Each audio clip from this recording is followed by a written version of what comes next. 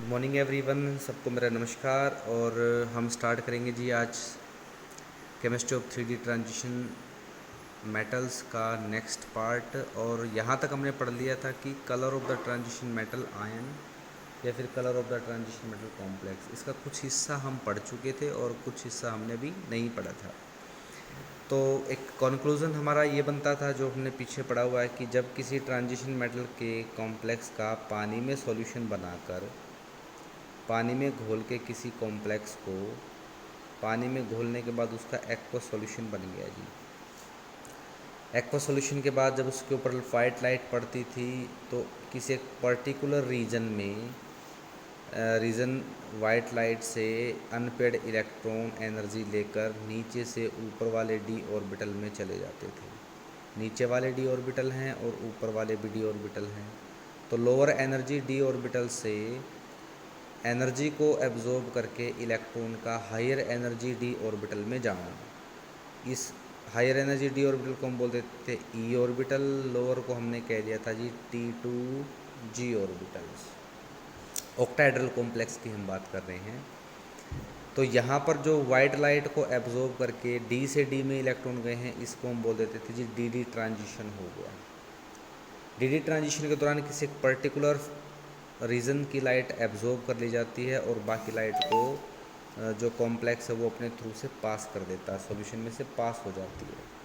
वही लाइट हमें दिखाई देती है और इसी लाइट को हम बोल देते हैं जी ट्रांसमिटेड लाइट। और यहाँ पर मैंने मान लिया कि हमने VIBGYOR विब्ग्योर की वाइट लाइट डाली, ब्लू रीजन की लाइट को इस इलेक्ट्रॉन ने ले लिया और नीचे से ऊपर चला गया।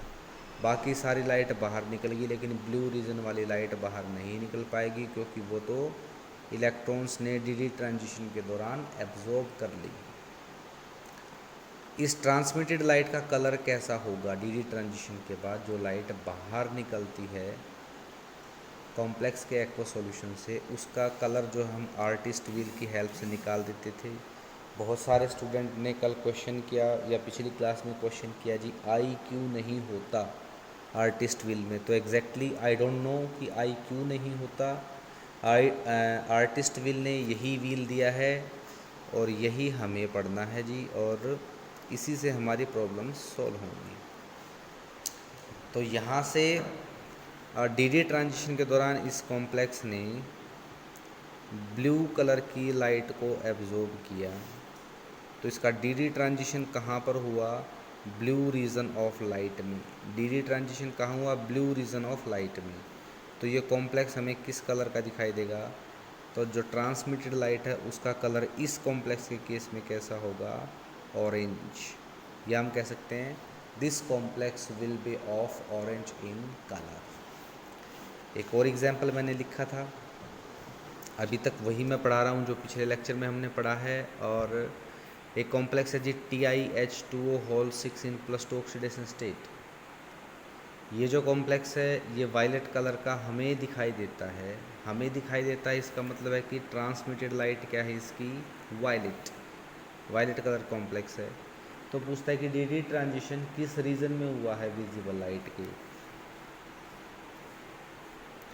तो कोई कॉम्प्लेक्स अगर हमें वायलेट कलर का दिखाई देता है, इट मीन्स उसने येलो रीजन ऑफ लाइट से एनर्जी को एब्जॉर्ब करके डी ट्रांजिशन किया है। अब डी ट्रांजिशन जो है वो उन्हीं कॉम्प्लेक्स में होता है जिनमें डी ऑर्बिटल्स में at least one unpaired electron present हो। D transition takes place only in those complex